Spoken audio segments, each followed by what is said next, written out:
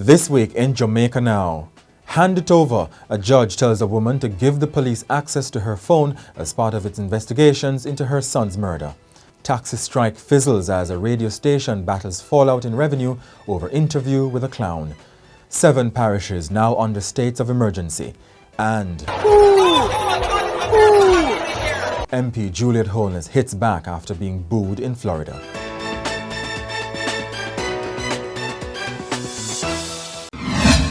I'm Jovan Johnson and this is Jamaica Now.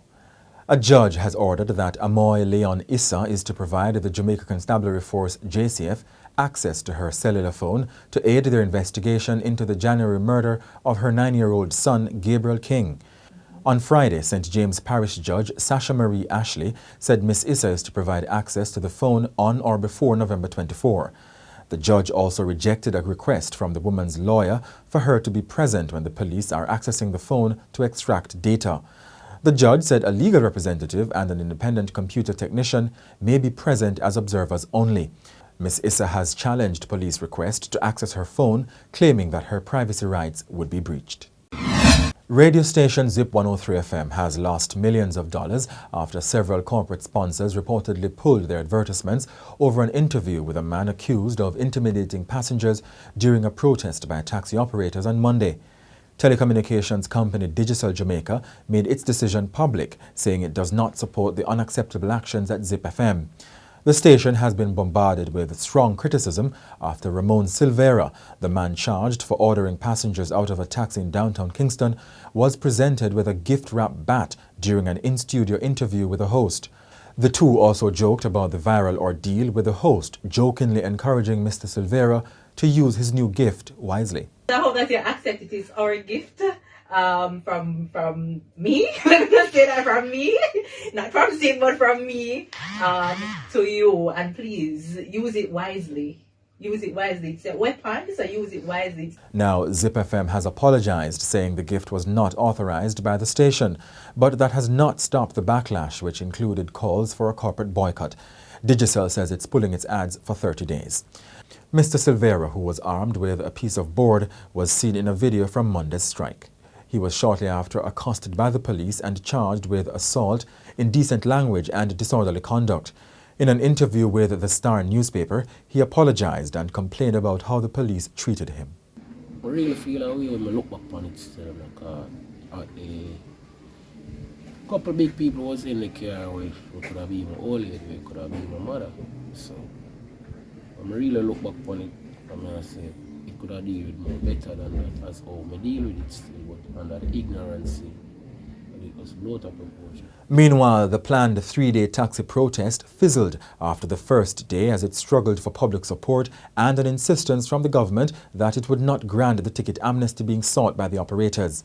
Hundreds of commuters were left stranded, especially in Kingston and St. Andrew and St. Catherine, where the protest appeared to have received most of its support. Taxi lobbyist Edgerton Newman said that the taxi operators needed an amnesty to clear their outstanding tickets, similar to the gun amnesty that is due to end on November 19. Other operators also complained about incorrect tickets and other administrative issues. The government has indicated that it is not considering any amnesty at this time and urged taxi operators to pay their tickets. And Cabinet Minister Everald Warmington says he has a question. If you don't pay your light bill, don't JPS cut off the light? If you don't pay your water bill, don't NWC cut off your water? True. Now say that. You don't pay your insurance, don't insurance company cancel insurance on your vehicle? True. So if you roll up tickets carelessly, why not pay it? Why do you need amnesty to pay your ticket and payment plan? I am not into that. When me get a ticket last year, give me a ticket because my car fitness was up and I didn't know because my staff didn't tell me. I got it, I went and paid immediately. So if a guy who have 100 tickets, are you going to demonstrate because you want 500 tickets, you want an amnesty and payment plan? Look man, you can't inconvenience the student going to school because you're a delinquent. National Security Minister Dr. Horace Chang has indicated that the Holness administration would have reservations about announcing states of emergency SOEs every 14 days. He argues that such a move would go against the tenets of good governance. The minister was responding to a query on whether the government would go the route of declaring consecutive SOEs if the parliamentary opposition voted against an extension of SOEs declared this week in 7 parishes. In crime, there is a normalization of homicide, which I don't think is right. I think the country needs emergency powers to deal with some of them. Opposition Senator and spokesman on national security Peter Bunting has signalled that the measures are not likely to find favour with the parliamentary opposition when the time comes for a vote on their extension. He has argued that the declaration of the emergency measures was politically contrived. Earlier this week, Prime Minister Juliet Holness announced that SOEs were declared in St. James, Westmoreland, Hanover, Clarendon, St. Catherine and specified areas of Kingston and St. Andrew. He said the SOEs were necessary given the near 7% increase in murders so far this year. Gang activities in these areas is cause for grave concern. Indeed, I have been appealed to by several members of parliament, including from the opposition, asking for greater assistance in their constituencies as a result of the increased levels of crime and violence. So we are expecting that there will be support for the declaration of this state of public emergency. And we are indeed hoping that the opposition will offer their critical support. The Ministry of Finance and the Public Service has reached an agreement with several public sector trade unions on the restructured public sector compensation system. The agreement covers 60,000 workers and includes a majority of the unions in the Jamaica Confederation of Trade Unions.